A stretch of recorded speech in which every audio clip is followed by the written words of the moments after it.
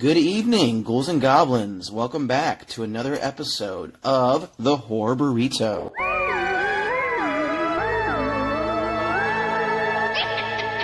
Tonight we're going to be covering A Nightmare on Elm Street, Part 3.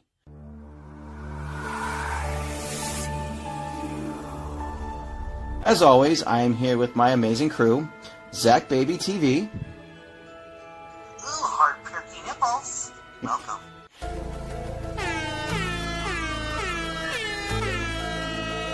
And our one and only, Brandon Sime.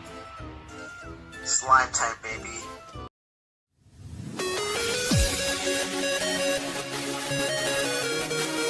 You also have me, your ghostly host, Goosebumps Now.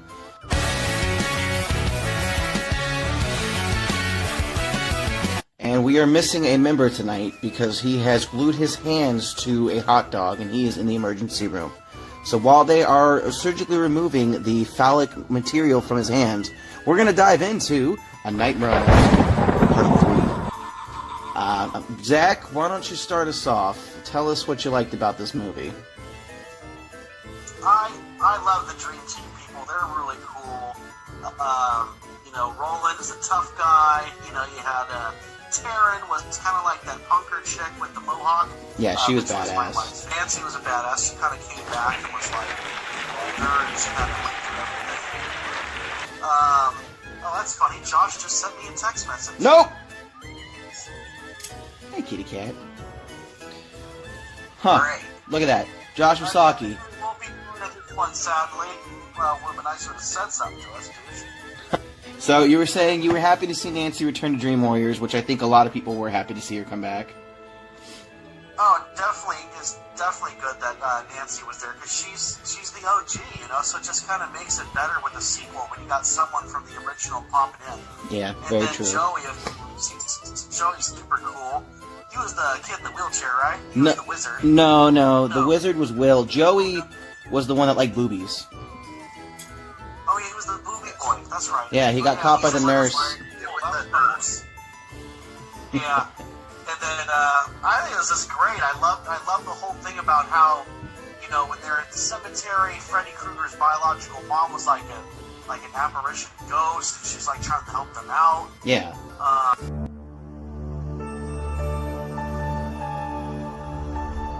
I like the lore they built on the world here. They didn't build too much lore into, more it was like, it was a... And then Max, of course. I mean, Lawrence Fishburne. He's freaking awesome. He's in so many freaking movies. He's in The Matrix. He's in Boys in the Hood. Yeah, I know. That guy's just a big... He's in Boys in the Hood? Really? He's the father. When, Boys in the Hood, at the beginning of the movie, he's raising his son as a kid. Yeah.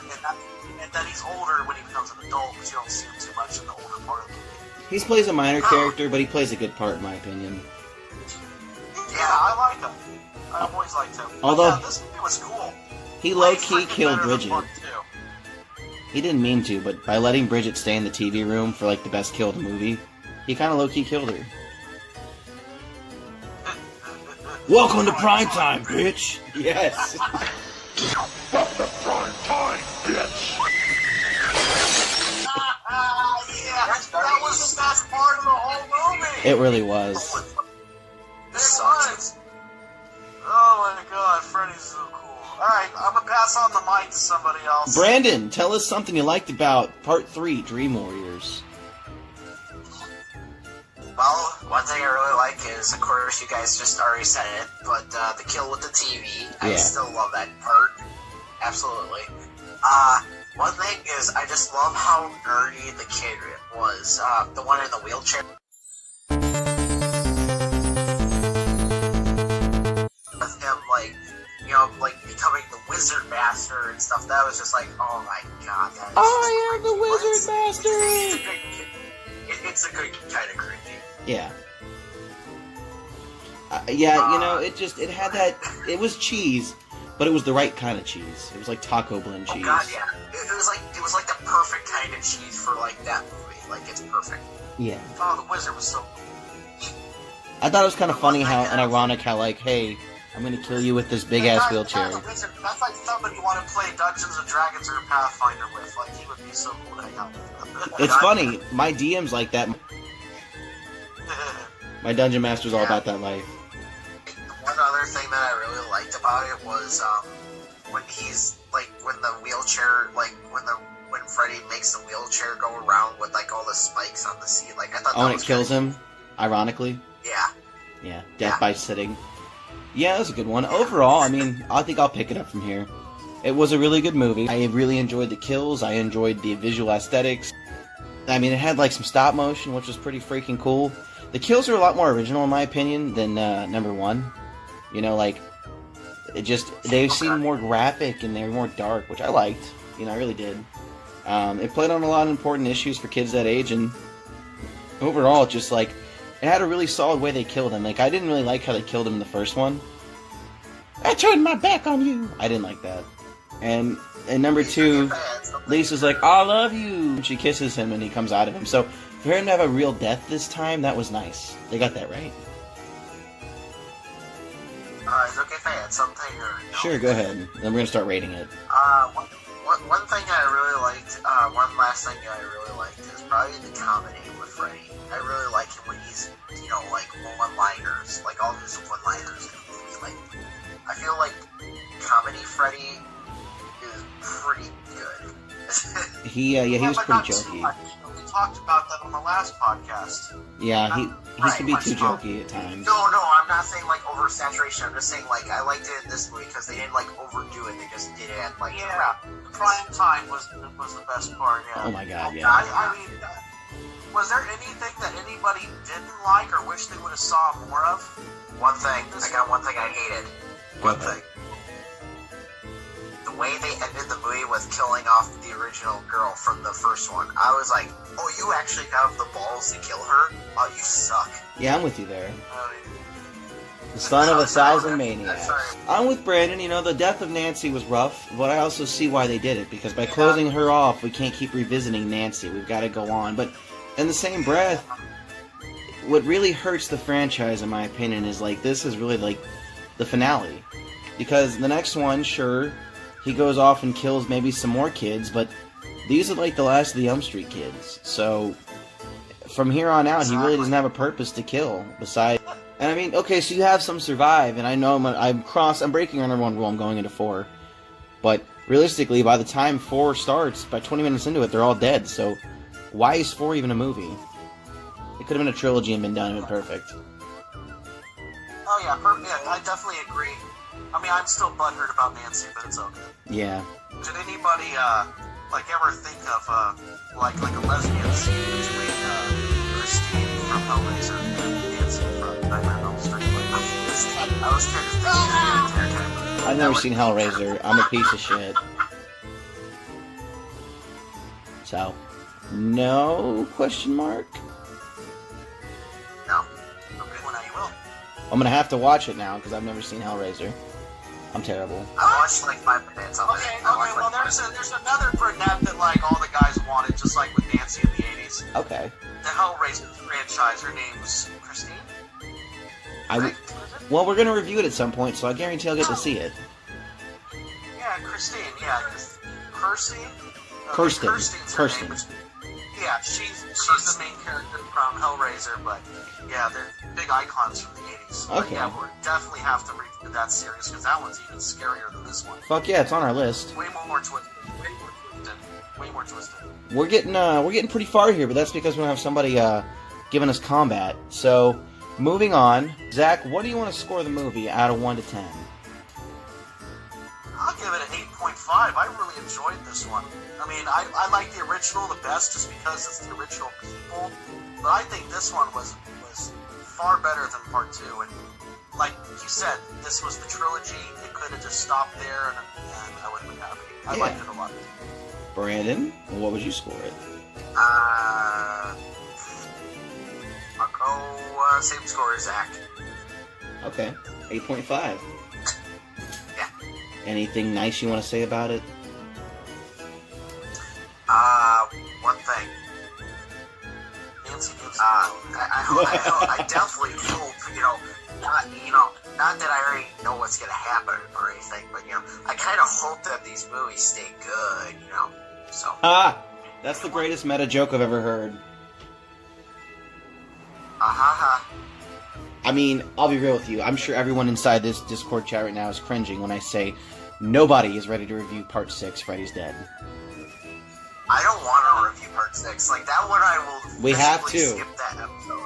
The law needs I want it. to. You know what? Fine. I'll make an excuse so I don't have to do it. I'll just say, hey, I'm sick. Alright, Josh. You want to stream on Xbox some more, you little bitch? Oh, I'm sorry. I mixed you and Josh up because it smelled like bitch in here. You will be here, and you will like it. Okay, I will. Okay, so I'm gonna outrank you both here. I'm gonna give it a 9.5 because it was that fucking good. Yeah, that's a really good score. Yeah, that's probably my highest one. And you know me, I don't believe in perfect films, but for out of all the Nightmare films, this was the one. You'll never see me score another Nightmare film higher than this. I kind of thought Nightmare 3 was kind of like the Pulp Fiction of, like, the Freddy Kruger movies. Okay. I don't know, like... I like tacos. I had a brownie once. Woo! Alright, so, realistically, like I said, this movie just kind of had it all. It's what a sequel should have been. Realistically, you could close your eyes, cut out 2, forget every other movie. If you just watch 1 and 3, you've got everything you need at A Nightmare on Elm Street. You've got the rise, a sequel, and the defeat, and the return of a beloved character. Plus, Welcome to Primetime, bitch, which you can't fucking top. I mean, he has some great one-liners, but you don't top that. That was the ultimate. Plus, the visual effects were off the fucking wall. He becomes a fucking giant snake worm, he comes out of the fucking ground. I mean, they got fucking stop motion where he's a puppet, he slits someone's wrist in stop motion. It was just great, dude. I like the stop motion parts. I always thought that was cool. That's time consuming. My brother used to do stop motion Lego films. That shit takes forever. Oh, at least it was worth it. Yeah. Yeah, for sure. Hey. Well, this is going to be one of our shorter episodes, I think, just because we don't have our 4th member, but that's not always a bad thing. That's less for me to edit. What do we want to review next, guys? Are we going to go with Nightmare 4, or do we want to take a different turn here? Mix it up. Well, I'm open to starting a new direction of a series because after this one, it all just goes drastically down. I had one idea. What? Oh gosh. What? Toxic Adventure. No! Yeah, come on, Tromaville movies are good. In their own weird way. If we're going to watch a shitty movie, it should be something Thanksgiving themed. Poultrygeist. What if Poltergeist is great? No, he wants to watch Poultrygeist. Oh. Yeah, it's cringy. What about that one about the evil turkey that likes to have sex with people before he kills them?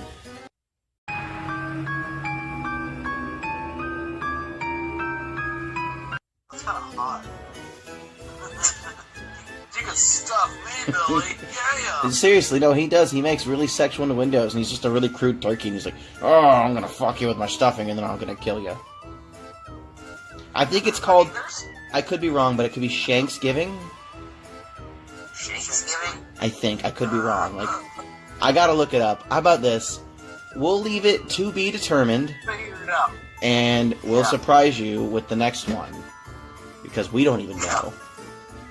Also, I'm just going to take a note here and say I'm very sorry for the delay on our Trick or Treat podcast. 100% Goosebumps Now's fault. My phone messed up. I had to start over. We had some copyright issues, but we've breezed past that, and it should be up way before this one's up, obviously. So sorry for our loyal fans on the wait times there. I feel terrible. Any last-minute words for our crew, people? Oh, love me some chicken grease. There we go. Brandon? Watch Tromaville movies are good. That was great. And this is Goosebumps Now signing off with a very important public announcement. Do not fuck your family bowl of spaghetti before dinner. Just don't do it.